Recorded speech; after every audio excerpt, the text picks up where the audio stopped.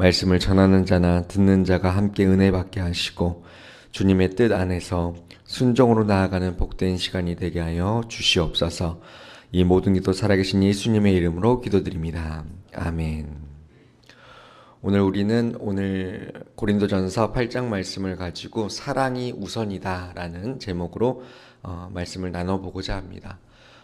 어제 말씀드렸지만 고린도 교회는 아주 많은 문제와 논쟁거리가 많은 교회라고 했었죠. 그런데 오늘 말씀을 보게 되면 그 많은 논쟁거리 중에서 하나의 논쟁거리가 나옵니다. 바로 우상에게 바쳐졌던 제물을, 그 고기를 먹을 수 있느냐 먹을 수 없느냐라는 논쟁거리였습니다. 왜 이런 갈등과 논쟁이 있었냐면 고린도라는 도시에는 아주 많은 이방 신전들이 있었습니다. 그리고 그 신전들에서 제사를 드린 이후에는 그 고기들을 시장에 내다 팔았습니다. 그래서 시장에 유통되는 대부분의 고기들이 우상에게 바쳐졌던 고기였죠. 그래서 고기를 먹어야 할 경우에는 어쩔 수 없이 이방 신전에서 제사용으로 사용되었던 고기를 사 먹어야 했기 때문에 고린도 교회 성도들 가운데에는 이런 논쟁이 생기게 된 겁니다. 그래서 교회 안에서는 먹어선 안 된다, 우상에게 바쳐진 고기를 우리가 어떻게 먹을 수 있겠냐 하는 부류와 아니다, 괜찮다, 먹어도 된다 라고 말하는 두 부류로 갈라지게 되었습니다. 특히 고린도 교회의 초신자들 가운데 몇몇은 우상에게 제사 드릴 때 사용되었던 그 고기를 어떻게 하나님을 섬기는 우리가 먹을 수 있겠느냐 라면서 양심의 가책을 느끼는 자들도 있었습니다. 예전에 우리가 하나님을 몰랐을 때는 아무 거리낌 없이 그 고기를 먹었지만 이제 예수님을 믿고 나니까 왠지 꺼림칙하고 하나님 보기에 죄스럽다고 느낀 것입니다. 그래서 순수한 그 동기 아래에서 우상에게 드렸던 고기는 내가 먹지 않겠다라고 다짐하는 초신자들이 생겨나게 된 것이죠. 그런데 다른 한쪽, 대부분 성경에 대해 상대적으로 많이 알고 신앙 연수가 좀 오래됐던 성도들은 우상에게 바쳐진 고기라 해도 고기는 그냥 고기일 뿐이다 라고 생각했습니다. 음식은 음식일 뿐이다, 음식 자체는 신앙에 직접적인 영향을 끼치지 못한다라고 생각하고 아무 거리낌 없이 그 고기들을 먹었다라는 겁니다. 그런데 우리들도 이 세상을 살아가다 보면 이러한 고민들이 들 때가 있죠. 성도 여러분은 어느 쪽이 옳다고 생각하십니까? 우상에게 들려줬던 그 고기들 먹는 것 괜찮을까요? 아니면 먹지 말아야 할까요? 바울은 일단 오늘 말씀에서 명확한 정답을 제시합니다. 8장에서 4절, 5절, 6절을 한번 보시면 좋겠습니다.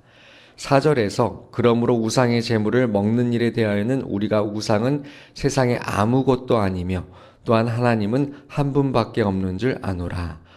비록 하늘에나 땅에나 신이라 불리는 자가 있어 많은 신과 많은 주가 있으나, 6절은 함께 읽겠습니다. 그러나 우리에게는 한 하나님 곧 아버지가 계시니 만물이 그에게서 났고 우리도 그를 위하여 있고, 또한 한 주 예수 그리스도께서 계시니 만물이 그로 말미암고 우리도 그로 말미암아 있느니라. 아멘. 뭐라고 합니까? 먹어도 된다고 합니까? 먹지 말라고 합니까? 먹어도 된다라고 합니다. 왜냐하면 이 세상에서는 많은 신이 있다고 말하지만 진짜 참된 신은 누구밖에 없다고 합니까? 여호와 하나님밖에 없다는 겁니다. 그래서 우상에게 이 고기가 바쳐졌다 할지라도 그 우상은 헛것이기 때문에 바쳐졌든 안 바쳐졌든 아무 상관이 없다. 만물을 지으신 하나님을 우리가 제대로 섬기고 있기 때문에 우상에게 바쳐졌던 고기도 그저 단순히 고기일 수밖에 없다라고 말하면서 괜찮다라고 먼저 이야기를 합니다. 그런데 한 가지 이상한 부분이 있습니다. 맨 마지막 절 13절을 한번 보실까요? 13절에서 그러므로 만일 음식이 내 형제를 실족하게 한다면 나는 영원히 고기를 먹지 아니하여 내 형제를 실족하지 않게 하리라. 13절에 뭐라고 합니까? 바울이 고기를 먹지 않겠다. 나는 영원히 고기를 먹지 않겠다라는 말을 합니다. 바울은 조금 전에 고린도 교인들에게는 고기를 먹어도 된다라고 말했으면서 왜 자기 자신은 영원히 나는 고기를 먹지 않겠다라고 언뜻 보면 모순되는 주장을 왜 이렇게 했을까요? 이렇게 말한 데에는 이유가 있습니다. 고린도 교회는 지식을 자랑하던 교회였습니다. 바울이 개척한 교회였고 이 고린도 교회는 아볼로라는 성경을 아주 잘 가르치던 학자로부터 성경을 배웠던 교회였고 게다가 예수님의 수제자 베드로 즉 게바로부터 또 가르침을 받았던 교회가 바로 고린도 교회였습니다. 그래서 어떤 초대교회보다도 성경 지식이 풍부했죠. 그래서 실은 우상에게 바쳐진 이 고기를 먹어도 되냐, 먹지 말아야 되냐라는 이러한 논쟁은 이 고린도 교회에 문제가 되지 않았습니다. 그들은 명확했습니다. 성경 지식을 잘 알았기 때문에 하나님은 한 분밖에 없다는 것을 잘 알았기 때문에 우상에게 바쳐진 고기는 얼마든지 먹어도 된다라는 의견이 이 고린도 교회 안에 자리 잡혀 있었습니다. 그래서 1절을 보시게 되면 우상의 제물에 대하여는 우리가 다 지식이 있는 줄을 아나.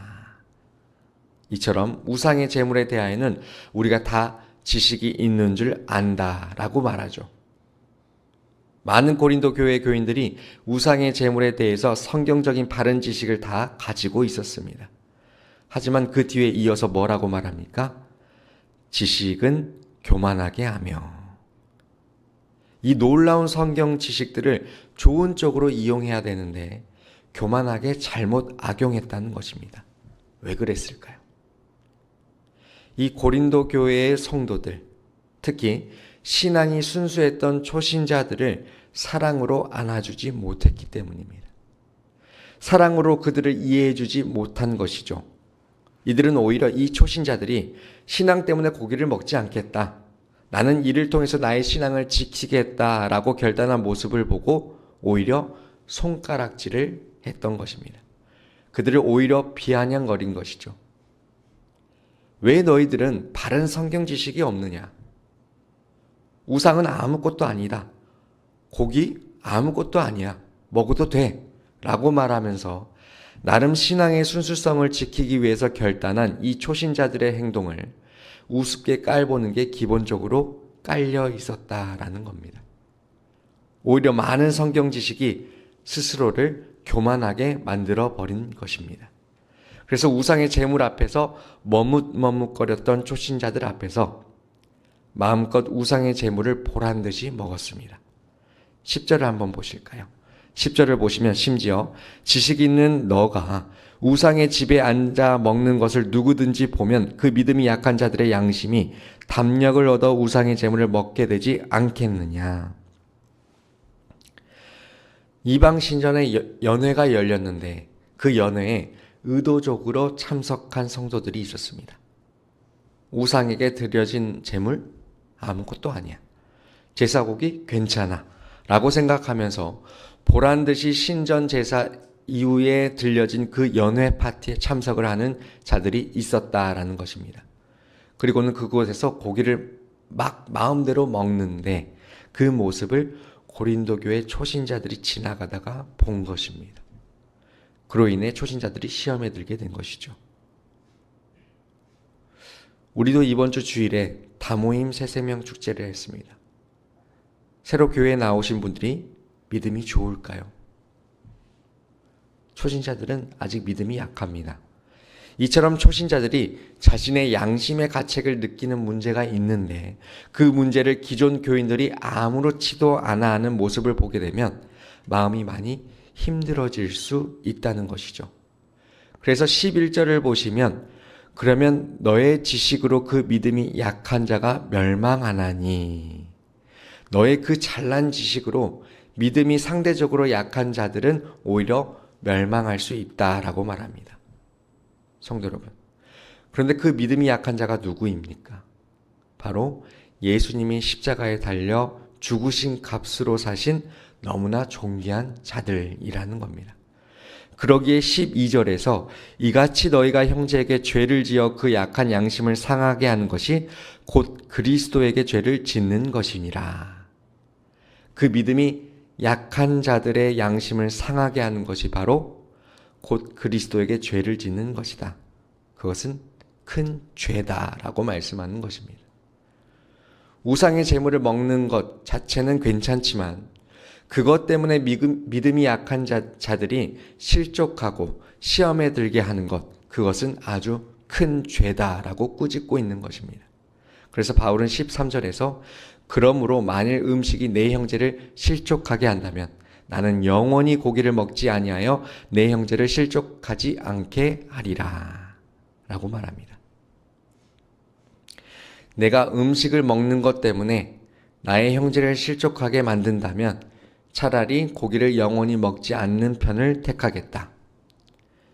다시 말해서 나에게는 행동의 권리와 자유가 있지만 이 권리와 자유로 인해서 다른 한 사람이라도 시험에 들게 하거나 마음을 상한 모습을 보게 된다면 나는 그냥 영원토록 그 행동이나 말을 하지 않는 편을 택하겠다라고 말하고 있습니다. 사랑하는 성도 여러분, 바른 성경 지식 정말 중요하죠. 신앙생활의 경험 굉장히 중요합니다. 하지만 그 지식과 그 많은 경험에 사랑이 빠졌다면 그것은 우리를 교만하게 만듭니다. 내가 너보다 나아라고 말하면서 왜 그렇게 아직 어리냐 너는? 왜 그렇게 잘 모르냐라고 다른 사람들을 나보다 하찮게 여기거나 정죄하는 그 행동과 말은 사랑이 아니라는 것입니다. 오늘 말씀에서 말하는 사랑은 무엇이냐? 남을 나보다 낮게 여기는 것. 나의 권리와 자유를 포기하는 것이 바로 사랑이다라는 것입니다. 성도 여러분, 사람을 살리는 것은 지식이 아니라 사랑입니다. 우리 예수님께서 우리를 어떻게 살리셨습니까? 지식으로 우리를 살리셨습니까? 아니죠. 바로 십자가에서 우리를 향한 그 사랑을 증명하심으로 우리를 살리셨습니다. 죽을 필요도 없으셨지만 하늘 보좌를 버리시고 이 땅에 오셔서 저와 여러분을 위해서 십자가에 달려 죽으신 그 마땅한 권리와 자유를 포기하신 그 사랑 때문에 우리가 구원받고 하나님의 자녀가 되었고 우리가 영생을 얻게 된 것입니다. 이와 마찬가지입니다. 그 놀라운 예수님의 사랑을 입은 우리가 우리 이웃과 우리 형제 자매를 위해서 나의 마땅한 권리와 자유를 포기하기까지 사랑하고 섬길 때에 우리 주님은 기뻐하시는 것입니다. 그렇기에 우리 모두가 주님이 기뻐하시는 자들이 되길 원합니다. 교만한 지식보다는 겸손한 사랑으로 주님을 섬기고 그리고 그 형제 자매를 섬기고 이웃을 섬기는 저와 여러분이 되시기를 주님의 이름으로 축원드립니다. 기도하겠습니다. 말씀을 통해서 하나님께서 우리들에게 다시 한번 가르쳐 주신 것은 지식보다 앞서는 것은 바로 사랑이라는 사실입니다. 나는 얼마나 내가 옳다는 생각에만 사로잡혀 있었습니까? 나는 얼마나 내 자유, 내 권리만 주장하며 살았습니까? 혹시 그로 인해서 누군가 상처받고 시험에 들지는 않았는지 돌아보아야 할 때입니다. 우리 모두가 오늘 바울처럼 고백할 수 있기를 원합니다. 내 형제가 실족하게 된다면 나는 영원히 그 고기를 먹지 않겠습니다. 이 고백은 단지 음식의 문제가 아니라 사랑의 결단이었습니다. 이제 우리가 함께 말씀 생각하시면서 기도하며 나아가길 원합니다. 먼저 주님, 나의 신앙에 말과 행동이 다른 이들에게 실족이 되지 않게 하여 주시옵소서. 지식보다 사랑이 앞서는 성숙한 그리스도인들이 되게 하여 주시옵소서. 또한 주님, 내 안에 교만한 지식을 깨트리시고 내 안에 사랑을 먼저 선택하게 해달라고 오늘 이 시간 이러한 기도 제목들 가지고 기도한 후에 개인 기도하시고 돌아가도록 합니다. 주님의 이름 한번 부르짖고 기도합니다. 주님, 사랑과 은혜가 풍성하신 하나님 아버지, 오늘 말씀을 통하여서 주님, 저희들의 지식이 우리를 교만하게 할 수 없지만 교만할 수 있게 하는 이 지식을 저희가 버리게 하여 주시고 사랑을 저희들이 선택하며 사랑으로 덕을 세우고 우리의 이웃들, 우리의 형제자매들을 그 사랑으로 부를 수 있게